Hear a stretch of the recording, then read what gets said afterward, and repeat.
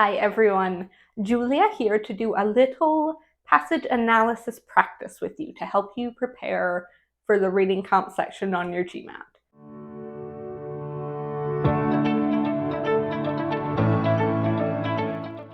You might have heard me suggest in past videos that it can be beneficial to read high quality articles and passages out of magazines or newspapers and treat them like reading comp passages.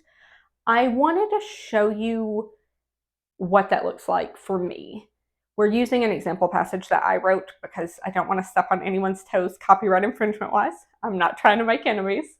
I promise it's nice and dull so you can also practice cultivating interest in passages that aren't inherently appealing to you. We'll read through it together and then I'll show you some of the common things that I like to look for in situations like this. The history of the United States banking system is a tale of evolution and adaptation, reflecting the nation's economic growth and challenges. The origins of banking in the U.S. can be traced back to the late 18th century, with the establishment of the first Bank of the United States in 1791. This institution, championed by Alexander Hamilton, aimed to stabilize the young nation's economy, manage government funds, and provide loans to spur economic development. However, political opposition led to its charter not being renewed in 1811. In 1816, the Second Bank of the United States was established, but it too faced significant opposition and was ultimately dissolved in 1836 under President Andrew Jackson, who viewed it as a symbol of elite power and corruption. The period following its dissolution, known as the Free Banking Era, 1837 to 1863, saw a proliferation of state-chartered banks that followed state-specific regulations. These banks issued their own currency, leading to a lack of uniformity and stability in the banking system. The Civil War era brought significant changes with the National Banking Acts of 1863 and 1864, which created a system of nationally chartered banks and established a uniform national currency. This period also saw the creation of the Office of the Comptroller of the Currency to oversee these banks. Despite these reforms, the banking system remained susceptible to panics and crises, culminating in the Panic of 1907, which highlighted the need for a central banking authority. In response, the Federal Reserve System was established in 1913 to provide a more stable and secure banking system. The Federal Reserve, or the Fed, was designed to regulate the money supply, provide a safety net for banks, and serve as a lender of last resort. Over the years, the Fed's role has expanded to include managing inflation and unemployment through monetary policy.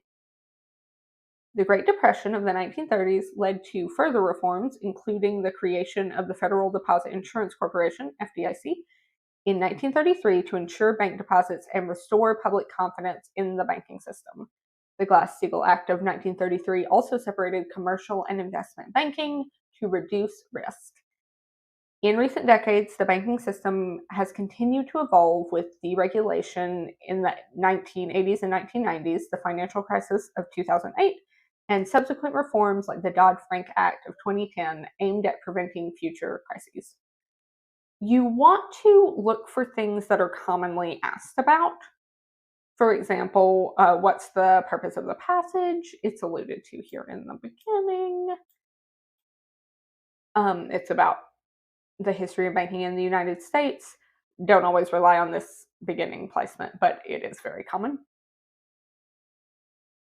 Easier questions will be more about finding info in the passage. They might ask, what was the purpose of establishing the Federal Reserve System? So you would come down here and look at this. And the answer could be something like regulating the money supply, providing a safety net for banks, and serving as a lender of last resort. It could also be in response to this to establish a central banking authority and to address the public's panics and try to soothe those. Harder questions will be more conceptual usually. So they like to ask about the author's tone. In this case, it's very informative, not a lot of emotions or opinions. There's not a lot of adjectives to comb through, but that is something that I recommend looking for. They might ask, what's the relationship between the sentences or the relationship between the paragraphs? This is a pretty linear summary, but these questions can often present answers in an odd way, a not terribly intuitive way. For instance, if you were asked about the relationship between paragraph 3 and paragraph 4, the answer might be something like paragraph 3 raises an issue for which paragraph 4 introduces a potential solution, because they are establishing this Federal Reserve System in response to these issues. That's the sort of thing that it's good to practice looking for.